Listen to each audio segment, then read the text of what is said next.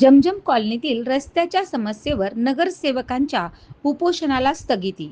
मनपा आयुक्ताच्या आश्वासनानंतर निर्णय. 15 ऑगस्ट नंतर आंदोलनाचा इशारा.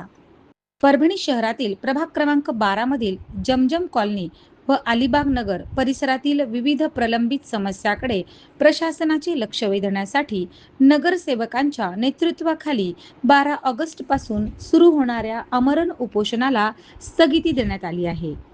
जमजम कॉलनी व अलिबाग नगर परिसरातील नागरिकांना मागील अनेक वर्षापासून खराब रस्ते, पिण्याच्या पाण्याची समस्या तसेच इतर मूलभूत सुविधांच्या अभावाचा सामना करावा लागत आहे.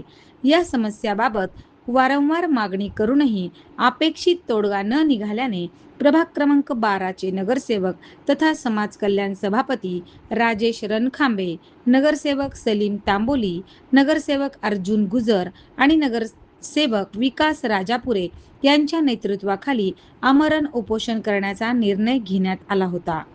दरम्यान सध्या परभणी महानगरपालिका कर्मचाऱ्यांचे आंदोलन सुरू असल्याने प्रशासकीय कामकाजावर परिणाम होत आहे. या पार्श्वभूमीवर मनपा आयुक्तांनी संबंधित नगरसेवकाशी चर्चा करून कर्मचाऱ्यांचे आंदोलन संपल्यानंतर जमजम कॉलनी व अलिबाग नगर परिसरातील रखडलेल्या विकास कामाचा पाठपुरावा करून ती कामे लवकरात लवकर सुरू करण्याचे आश्वासन दिले. मनपा आयुक्ताच्या या आश्वासनानंतर 12 ऑगस्ट रोजी होणाऱ्या आमरण उपोषणाला तात्पुरती स्थगिती देण्याचा निर्णय नगरसेवकांनी घेतला आहे. मात्र 15 ऑगस्ट नंतरही या परिसरातील प्रलंबित प्रश्नावर ठोस तोडगा न निघाल्यास मोठ्या प्रमाणात आंदोलन करण्यात येईल असा इशारा नगरसेवकांनी दिला आहे. त्यामुळे मनपा प्रशासन आता दिलेल्या आश्वासनाची पूर्तता करून प्रत्यक्षात कामे सुरू करणार का, याकडे जमजम कॉलनी व अलिबाग नगर परिसरातील नागरिकांचे लक्ष लागले आहे. प्रभाग नंबर 12 मधील जमजम कॉलनी आणि अलिबाग नगर या ठिकाणच्या लोकांच्या नागरिक समस्येकरिता आम्ही मागील काही दिवसापूर्वी प्रशासनासमोर सन्मान्य आयुक्त सभासमिती निवेदन दिलं होतं.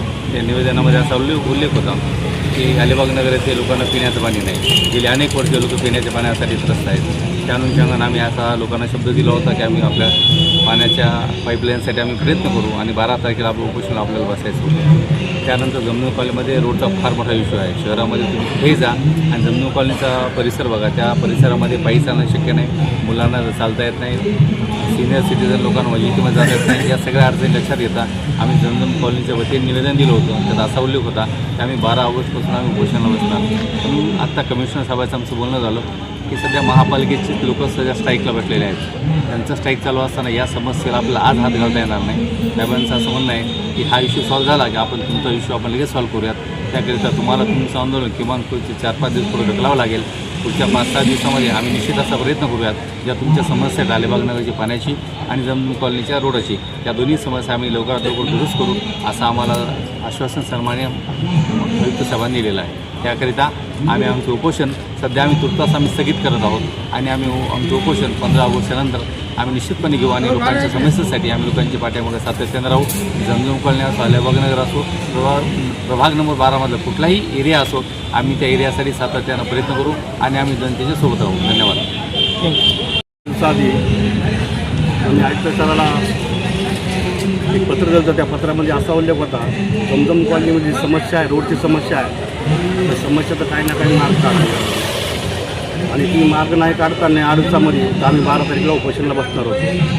तसंच अलिबाग नगरमध्ये पैशांची समस्या आहे, पाण्याची समस्या पाईपलाईनची, त्याच्याबद्दल बी आम्ही दुसऱ्या पत्रामध्ये उल्लेख केला होता आणि 12 तारखेला आम्ही उपोषणाला बसलो होतो.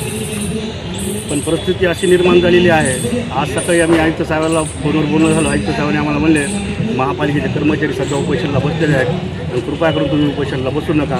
काही एका दिवसामध्ये हे उपोषण सुटल्यानंतर आम्ही 100% तुम्हाला मार्ग काढून देऊ. त्या अनुषंगाने आम्ही हा विचार करू नये का आज आम्ही उपोषण आमचं मार्ग घेत आहोत. येणाऱ्या काळामध्ये आयुक्त साहेबांनी आम्हाला शब्द दिलेला आहे. तर आयुक्त साहेबांनी शब्दाचं पालन नाही केलं आम्ही लोकशाही मार्गाने जन आंदोलन करून आणि पुन्हा उपोषणाला बसण्याचं हे पत्र देऊ आणि 100% आम्ही उपोषणाला बसू.